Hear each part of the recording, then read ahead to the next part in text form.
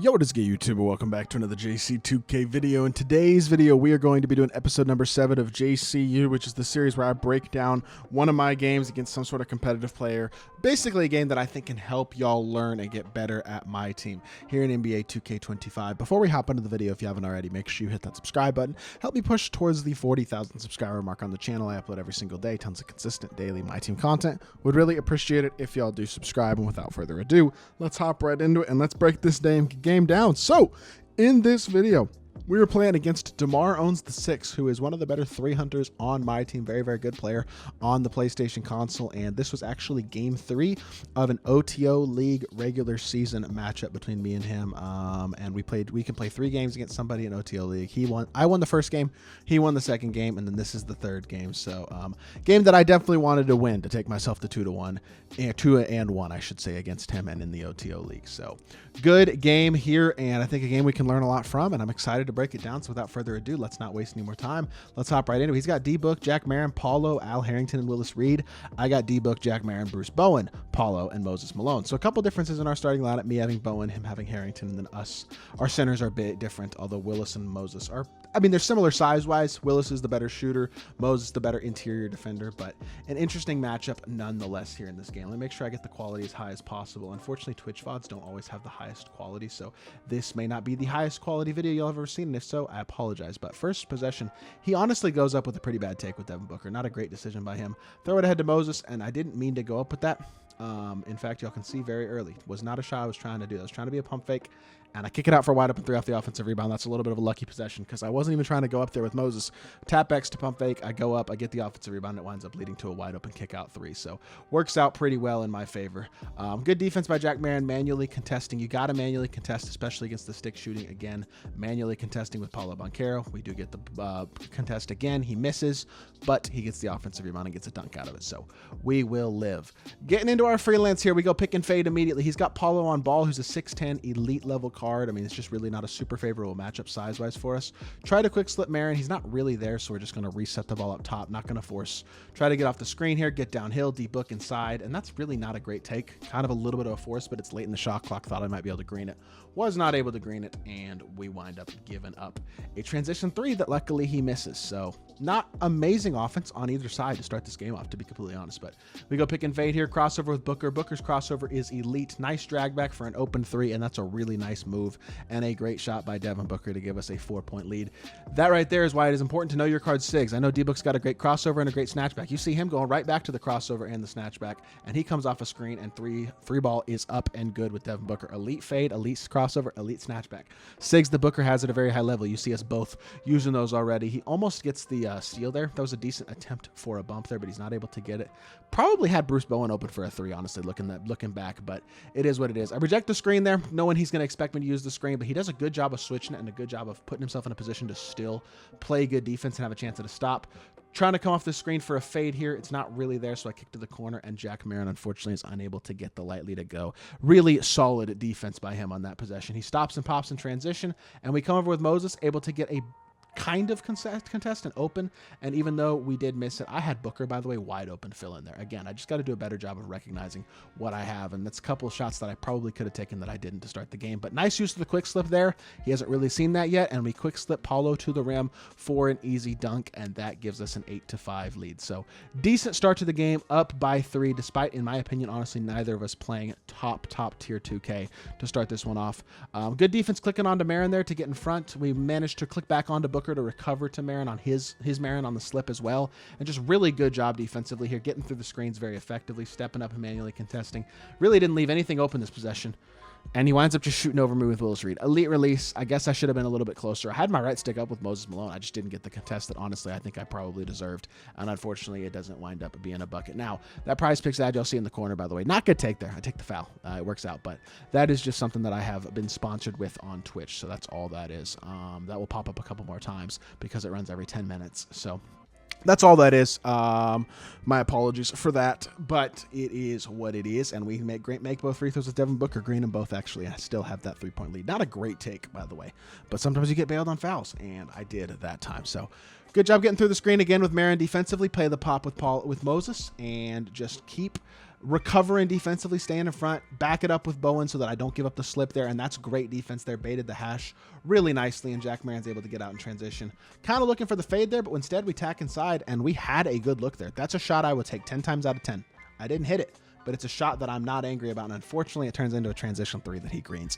And that's just tough, because we got a mismatch we were looking for, we took advantage of it, and we just missed the shot. And that's going to happen, and it led to a transition 3, which is a shame, but it is what it is. I go right back to the fade on my end of the court, and I'm unable to get it to go, which is another just irksome possession, to be honest, because I feel like that was not bad defense or bad offense, and unfortunately he gets some good buckets out of it, so it winds up favoring him a little bit, getting inside for a standing, and luckily it's not an and one. Bowen does foul for behind, but is able to get enough contest in addition to the foul to force him to attempt the and one, and or attempt to the free throws, not get an and one, I should say, and we have ourselves a 2-point deficit here with 7 seconds left in the first quarter. Ideally here, we just want to go quick. We want to find a way to get a bucket. Driving downhill with Devin Booker. Good hop step, good attack, unable to green the layup. And it's one of those things where it's just a couple of finishes haven't gone. It is what it is. A couple of in the last couple possessions anyway, that Moses layup and then that Booker layup right there didn't go, and it led to a couple buckets for him, or at least the first one did. And unfortunately not the way we wanted to end the quarter, giving up a little 5-0 run to give him a 2-point lead at the end of the first, but it is what it is. Can't let stuff like that tilt you at all. So hopping into the second quarter here, we're going to see what we can do. Booker again using his crossover, drag him back, we create space, and we green the 3. It's beautiful offense, and that's a lightly contest by Paulo because he's 6'10", and we're still able to knock it down with Book because he's an elite shooter. That's a shot I'll take 10 times out of 10. It's not always going to be lightly, and that's a great bump, by the way, with Jack Marin right there. Let's see if we can go back just a little bit to show that one there. It wasn't really me defensively. I did click on ball and move him a little bit and tap X, and then click right back off. And it wound up being perfect in getting us the bump with Marin on the ball side. Unfortunately, I shoot a terrible shot. That was a really, really bad shot selection. This right here, I thought this was going to be open when I threw it, right? But he does a great job of manually clicking on and contesting. I got 20 seconds on the shot clock. Just slow it down. Don't do what I just did. That's a bad shot, and I just give up a stop. Earned a stop defensively, immediately threw it away. Just a frustrating way to go on a possession, and that's a wide open 3 with Al that luckily he does miss, so we will live. Throwing it up to Paulo. With the way that steals have been nerfed a bit, it's less likely for sure that he's going to get a glitchy wide receiver type animation and play that ball with Al Harrington. He's unable to. I'm willing to take that risk because I think more often than not it's going to be a free dunk, and we do wind up getting the free dunk with Paulo Banchero, so that is solid offense and a free bucket. Again, Jack Marin kind of getting bumpy on ball, definitely making D-Book work this game, which is what I love to see. Step up there manually. That's great defense. Really good manual contest with Paulo, and we do get ourselves another stop. So super duper solid start here to this second quarter. Run into the corner. Low-key could have shot the fade, but it isn't exactly there, so I don't wind up going up with it. Reset out to Moses. Don't throw the pass that he's anticipating, basically, is what we're trying to do here. But we do reset the ball back into Jack Marin's hands. Curry escape away. Kick to the corner. Good defense by him, to be honest. We do get in the mid-range, though, and get a nice look. Stick fade 3. I made a video, by the way, on my channel on how to stick fade fades, even though, or sorry, rhythm shoot fades, I should say. That wasn't actually 3. That was a 2. But good defense there with Paulo. Honestly, in this year's game, 3-point fouls are much less prevalent when you contest hard at a ball handler. And yes, I manually jumped there because I knew he was going to shoot it. Didn't expect the 3-point foul. Sometimes they still happen. That's a risk at that situation specifically that I was willing to live with because I wanted to get that stop, and I anticipated that he was going to shoot that off the screen with Booker. And you know what? He winds up getting free throws out of it, makes 2 of 3. But at the end of the day, I'll live with that because more often than not, I think that's probably not going to be a foul, and that's probably going to be a stop. Bad play by me right there. That realistically was a pretty easy defensive steal for him that he probably should have gotten, but he's unable to get. He does a really nice job, by the way, of X-switching this. Look how he X-switches this out the corner. This is very impressive defense, honestly. He X-switches Jack Marin onto the ball as Curry slide away, and it winds up actually keeping him in the right position and recovering really well to Bowen as well, which gives him a good look. I had Bowen open on the slip there. Didn't get it to go. My bad. Deep hash all the way around with Jack Marin. Good defense, honestly. I tried to deep hash with Marin. Probably should have just shot the fade at the top of the key because I tried to drive back into the paint, but there were already guys in the paint. A better shot would have just been to shoot the fade, and unfortunately, it doesn't wind up working out for that possession, and we do not get a stop. Pretty decent contest there. Lightly contest. But Al Harrington's an elite shooter. Guess I got to close out a little bit harder. At the end of the day, though, he greens it lightly. Not an easy shot. He knocks it down. You live, right? Dribble drive here with D-Book. D-Book inside. Somehow that's not a foul. Gets hit so hard that it knocks the ball out of his hands and doesn't let him shoot the ball, but it's not a foul. Not really sure how that works, but I guess that is what happened. So, and then he spins right off me with Al Harrington. D-Book just not playing enough defense there, unfortunately, despite having gold immovable, and is able to, he winds up getting the dunk with Harrington, and that is unfortunate, man. Just a 7-0 run for him. Getting inside with Book. Book does get a standing dunk that time. We managed to get around the defender. You can get those standing dunk animations with especially pretty much anybody taller. When they beat the defender off the dribble and you're underneath the rim, if you're holding right trigger and you hold X, you can get a standing dunk up animation more often than not. That right there is one thing that I want to talk about that I did wrong a few times in this game. As y'all can see here, I just stepped too low with Moses. And it's not by much. But Willis Reed has an absolute strap on him, one of the fastest big man releases in the game, and I'm just not high enough. I should have been closing out faster and earlier than I did, and I wind up giving a wide open shot to a really good shooter. That's a mistake. I gave up the pop more times than I should in this game, and that's something you have to be aware of, especially when it's something that your opponent is going to pretty consistently, which in this case it was. Right there again, though, able to get inside, get the defender on our back, and get another standing dunk, which gives us another bucket with Devin Booker and cuts it to a 22-21 game. Much better job there defensively. Moses in the right position. We stay up on Jack Marin here, knowing that he's probably going to Curry escape away, and we actually, I thought, did an okay job of it. He might have had the Curry escape to the right side. That shot that he just hit was ridiculous. He's 5 of 9. I'm checking to see what he's shooting from 3 because he says some tough freaking shots, and that's a ridiculous shot with Jack Marin. But the honest truth is, even when somebody hits a ridiculous shot like that, you live at the end of the day because that's not an easy shot. And it's not the type of thing that they're going to hit very much. Great use of the Curry escape. If you have cards like Jack Barrett, Alex English, there's a couple others that have that Curry escape. You can use it to reject a screen or to use a screen to create space for a 3-ball so effectively. And right there, we did a perfect job of it and got ourselves an easy 3-ball with Jack Marin, which cuts it right back to a 1-point game with 16 seconds left in the first half. And goal here is just to get a stop, manually stay in front with Jack Marin, watch the back door. I X-switched that. That was a great X-switch because I'm going to go back and show it. If I had not X-switched that screen, he would have had himself an easy dunk. As y'all can see, my Devin Booker gets stuck on his Devin Booker, basically, as he sends that backdoor. So I do a perfect job of recognizing it, clicking onto Jack Marin, and getting back. And if I was literally half a second later on that, I would not have had a chance at a stop. Unfortunately, he gets another wide open 3. And that one, he just got me stuck, honestly. That one wasn't the one that I was the most annoyed about, to be honest. D-Book Green's a very, very tough floating mid-range there. Managed to get a bucket. And he's got 16 of our 26 in the first half. Devin Booker just absolutely hooping. Not a great shot, but late in the shot clock, or late in the half, it is a good shot. Just want to get the best look we can. And luckily, we did wind up hitting that one. And it gives us only a 2-point deficit instead of a 4-point deficit at half. Just giving up too many threes, but he's also hit a few very tough shots. I think at least 3 of the 6 3-balls he's hit have been tough contested looks. So at the end of the day, it kind of is what it is, and trying to get my subs in properly. They're not properly in yet, but we do manage to get them in now, and he intentionally fouls me anyway, I guess, to get his subs correct or something along those lines. And we've got our bench in here with Oladipo, T-Mac, English, Ronnie Cycley at the 5, and Al Harrington at the 4.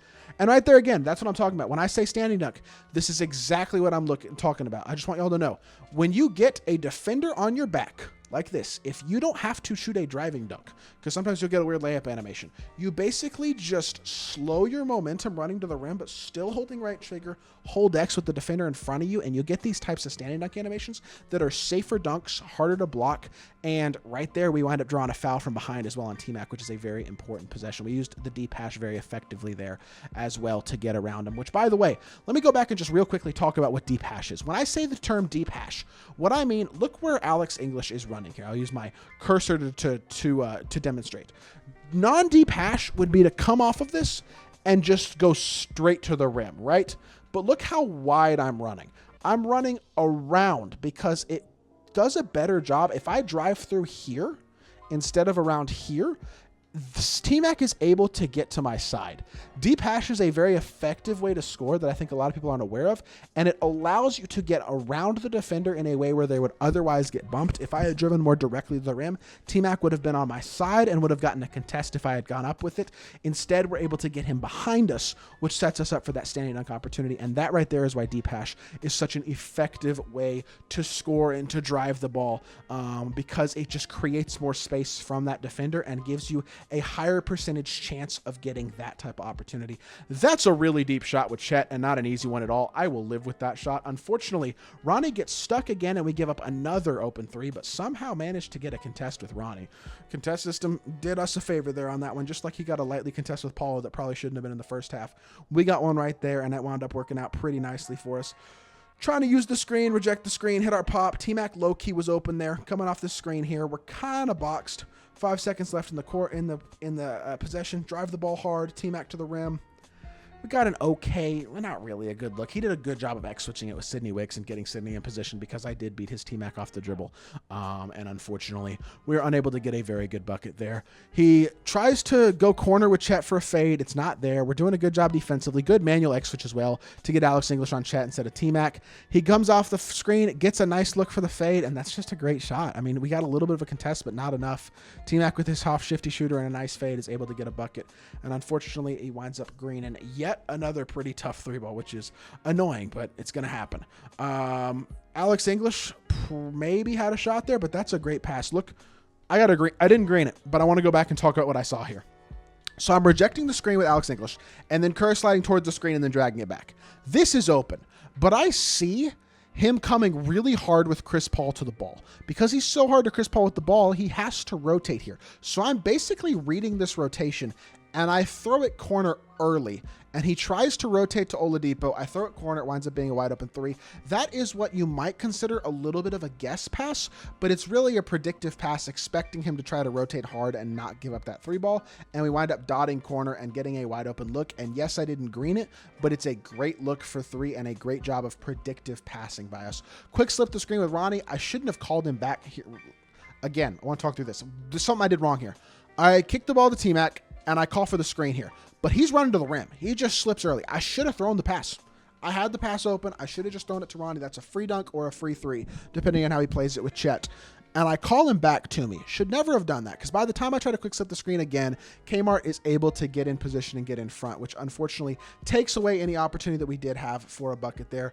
Getting inside there with Ronnie Cycli. Nice drop step. And good look at the rim, honestly. Unable to green the first one. Second one, we go back up, and we didn't green it, but it went in with a little bit of a size advantage, and we managed to take advantage of that mismatch there and get us a free layup to tie the game back up at 31. Not an ideal foul there. I don't think that foul was me. I think that was a CPU foul. I don't believe I reached there. Don't really want to foul in that situation with 1:53 left in the third quarter, because that's our first foul in the last 2 minutes. Next foul will automatically put him in the bonus, and you don't want to do that early in the possession. Decent defense there. I'll live with that shot with T-Mac. It's not an easy shot at all. He's unable to hit it. And Victor Oladipo driving downhill. As soon as I see, this is the reason that I took this up. I wasn't going to go up with this shot until I see the animation that Kmart had right there. So I kick it to Oladipo. As soon as I get this animation, that's a blow-by animation. I know it's a blow-by animation, so I'll go up with it. If I hadn't seen that blow-by animation where he gets alongside and kind of gets that brush-off almost animation, I wouldn't have gone up with that shot, but that's the blow-by animation you're kind of looking for there when you go for a downhill drive. Really nice job by him of throwing the pop again. Like I said, in the first half, I gave this up once. Second half, I give it up once as well. Just too low with Cycli. I click on to Cycli to play the dribble drive as he throws the pop. And you know what? In all honesty, that's really good offense by him. And I don't think I needed to click on to Cycli there to back it up. I think I could have gotten through the screen well enough with T-Mac to not give up the dribble drive and then had Cycli never leave Chet open, and that wouldn't have led to that wide open three. Again, second time in the game that I have played the pop poorly and given up a three that I didn't really need to, and that's unfortunate, but it is what it is. So we sent T-Mac on a back door there. Got ourselves a little bit of a size of an open lane. Not really a size advantage because we're dunking on T-Mac, but it's an open lane with an elite level slasher. Good use of the back door there to get us an easy bucket and cut it right back to only a, that should have been a stop, by the way, and I deserved that out of bounds. And we got a block with Ronnie as well. Really good defense right here, by the way. Let's just go back and talk about this one as well. So I stunt out the corner with Al Harrington. Ronnie is in perfect position. I didn't manually put him in that position, but he's in perfect position to play the slip right there, which gives us an opportunity where we realistically should have had a steal. But stunting out the corner with Al Harrington instead of stepping out with Ronnie allows Ronnie to stay in front of the slip and allows us to still not give up the dribble drive by helping out the corner with Al Harrington. That's basically just providing different looks, providing different rotations. He doesn't step high enough with Sidney Wicks. As his CP3 moves away, I'm shooting with T-Mac because I don't see him click onto CP3, and that leads to a wide open three, which puts us at a 4-point lead with 45 seconds left. Again, manually contest, recover mismatches off the ball, not just mismatches, but stay in the right position. Try to bait off ball a little bit right there. I just slid T-Mac very slightly towards the screen so that he wouldn't get clipped by the screen. Manually clicked on with T-Mac right there to get the contest. That's really good defense right there of manually contesting, because if I don't manually contest that, that's an open look for him, and it winds up giving us, again, an opportunity here where that's a really nice shot. With the rhythm stick, I actually like Ronnie's rhythm shot. I know he doesn't have the highest rating. I don't hate that shot selection. I think we got a pretty decent shot despite the fact we weren't able to hit it. And unfortunately, he gets a transition three with T-Mac. I needed to click onto Oladipo quicker and get that step up there because we know he's looking to shoot the ball with T-Mac. And unfortunately, that's a 6-point swing, which is not ideal. He tries to go for a bump. CP unable to get it. We shorten off our... He, by the way, was playing the deep hash right here. Look how he's playing the deep hash. He goes with CP to play the deep hash. Oladipo didn't quite go as deep as he anticipated. Could that have been a bump? Maybe. Did I get a little lucky? Maybe. But it winds up being a dunk nonetheless, and we have ourselves a 3-point lead with 4 seconds left. Contest here. Get through. Al Harrington manually contest because I know he's coming off the screen with T-Mac to try to get an open fade there to end the quarter with no time left. So I'm just going to make sure I manually step high with Al Harrington to contest, and that puts us in a decent position starting the fourth quarter. Now, he does get the ball, but that's okay. Gets downhill immediately with T-Mac. Unfortunately, gets a standing. What I should have done there is X-switch that screen. My T-Mac got clipped. You'll see his screen right here. When he calls CP for the screen, I got clipped too much there. As soon as I'm this far behind, I should have been clicked on to Victor Oladipo and switched this here. This should have been a switch because T-Mac was in perfect position to play the pop. Switch Oladipo in front of his T-Mac, make him at least get through my body and finish a contested layup or something along those lines. Instead, I don't. I try to manually recover with T-Mac. Not well defended there by me, honestly, and we wind up not able to get the stop, which is a shame to start off the fourth quarter. Now, only a 1-point game right now, so got to make sure we are being as patient and as smart as we possibly can. Right there, I read off of him not wanting to give up the three, not wanting to give up the fade, and because he stepped high with Chet, he's unable to X-switch this properly, and by the time that he's able to recover back to Chet, we do have ourselves a free slip and a free dunk with Ronnie Cycli, which is a really good use of getting the screen slipping as I look for that 3-point fade so that one or the other would probably be open unless he X-switched it absolutely perfectly. Again, third time, and I'm going to go back and talk about it again. Pop D, not good enough. This is where the biggest mistake that I made in this game that honestly enabled it to stay close. Because if I play better Pop D, we're in a good spot. I didn't need to do this. Plain and simple. I didn't need to. Alex English was through the screen. He's in front of T-Mac. He doesn't have an open layup. I don't know why I'm helping off. It's just bad defense, like plain and simple. This is unacceptable defense by me on that possession. Giving up a wide open three in a situation where we have a 3-point lead. Just make him shoot a contested layup. Don't give up a wide open three-pointer. Like, what are you doing? Just terrible decision-making by me, to be honest. Get out the paint there. No 3 seconds. Reset the offense again. Try to attack downhill with T-Mac. T-Mac to the corner to Alex English. Should have shot the first one. Over-hesitated. My bad. Just not great, to be totally honest. And a transition take foul for Al Harrington. Just a couple of bad possessions there. Gave up the pop. Didn't shoot the first shot when it was open. Shot the second one once it wasn't open.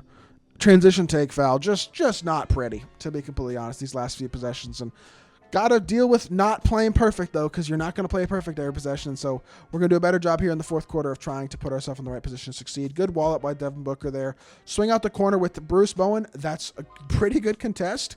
And he greens another lightly. I think that's his 4th or 5th lightly of the game. Like, I managed to get a contest. I knew he was going to shoot it, and he greened it anyway. Like, I don't know what to say.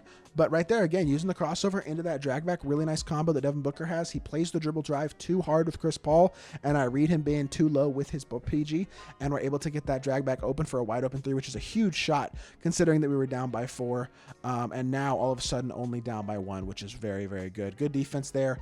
didn't need to jump, but I do a great job of X switching out the corner with Paulo Banchero to recover and get the block, and it turns into a transition dunk. If I don't help out the corner there and X switch that with Paulo, or off the hash, I should say, that's a wide open dunk for Sidney Wicks, and that's what he read, but we did a really good job of recovering perfectly, putting ourselves in the right place there. And that's a great blitz manually with Bruce Bowen as well at the corner. Elite defense, and luckily that ball is out of bounds on him, which puts us in a really decent spot. All of a sudden, going from down 4 to up 1 with the ball with less than 2 minutes left is exactly what we're looking for. Quick slip the screen, dump it into Bowen. Bowen with that same standing dunk that I keep talking about. Defenders on our back. We're going to try to get that standing dunk. We get it with Bruce Bowen right there, and we have ourselves a 3-point lead with a minute 49 left. So really nice turn of events here, getting 7 in a row. I could have X-switched that with Paulo. I didn't want to go with the 3, but I should have X-switched it because, again, the defender, Jack Mayer, was too far behind Devin Booker to be able to ever recover into that play. I should have X-switched it manually. I didn't. It's my fault. Just not good enough there. 134 left, though. Moses is backdoor cutting. Moses has a 95 standing dunk. I feel very confident taking that dunk, and Moses gets it to go. He's just a little high out the corner with Willis Reed. My CPU cut for me that time, but we did a good job of reading it and getting ourselves a good look. Beautiful X-switch right there. Didn't give up the slip to Paulo. Unfortunately, I X-switch it back as he's popping out to the 3, and he finally misses one. He's been greening basically every single shot all freaking game, and he finally misses an open look, which is a huge, huge swing for him. Getting inside, don't throw the predictable pass to Booker. Try to get something else open, reset the offense. Jack Marin downhill drive, Jack Marin inside. He jumps, and we get yet another standing dunk. Those standing dunks have been an integral part of the offense in this game, and all of a sudden we have ourselves a 5-point lead. And a decent manual contest by Marin as well. Really deep shot. Try to get as close to his side as we can, even though he's in front of us there, and get the manual contest with the right stick, and we get enough of a contest to make it a tough shot from very deep. He's unable to hit it with Booker, and we have ourselves a 5-point lead with 49 seconds left. At this point, the most important thing is to not turn the ball over, so I'm not going to run into a bump steal, not going to do anything stupid, just going to be very patient at the top of the key and try to run our offense, and we get a beautiful look with Devin Booker with takeover. I will shoot that shot 10 times out of 10. I don't care. That's a beautiful look with an exceptional shooter. My favorite card, shooting the ball in the game, and we don't hit it. Unfortunately, or fortunately, we do a great job of contesting that. I know he's going for a 3. It's a 5-point game with 33 seconds left. This looks open, but I do a beautiful job of clicking onto Bowen early and getting there in time to get a manual contest. Makes a shot that looks open, go from open to tight really fast, and that puts us in the perfect situation now to win this game. Got a contest on a shot that looked open but wasn't. Really good job there defensively, playing off of what I know he's trying to do at that point in the game, and it leads us to now a 7-point lead with 26 seconds left in the game, and basically a win. I mean, we were down 46-42, wind up outscoring him 13-2 in these last couple of minutes, and really closing out this game well on both ends of the court, which is what you love to see. Again, manual X switch, step high, get a contest. Really good shot by him, to be totally honest, but I am not angry about the defense because I put myself in the right position with Moses to give ourselves a chance, despite the fact we weren't actually able to get it. Paulo, I'm just going to chill, not going to shoot the ball, going to hold the ball, make him foul me, and there you go. Not gonna do anything stupid with 6 seconds left in the game. Yes, I have a 4-point lead, but the only way he wins is if I make a mistake, and we're not gonna make one of those. And that gives us basically a secure lead at 6 points with 6 seconds left. Pretty much no chance he could possibly come back at this point, and we have ourselves a win in Game 3, able to win the series versus DeMar 2-1 and get ourselves a clutch win in Game 3 in a game where, again, we were down 4 with about 2.5 minutes left, and we made all the right plays down the stretch to get ourselves a win. Hopefully y'all can learn a lot from this game. A game where I certainly did not play perfect, especially against the Pop defensively, but still managed to win things mattered, get the job done on both ends of the court, and get ourselves a win. So I hope y'all did enjoy this episode. If you did, make sure you hit that like button, leave a comment, and subscribe. I'll be back with more 2K content very, very soon, and I appreciate y'all. Peace.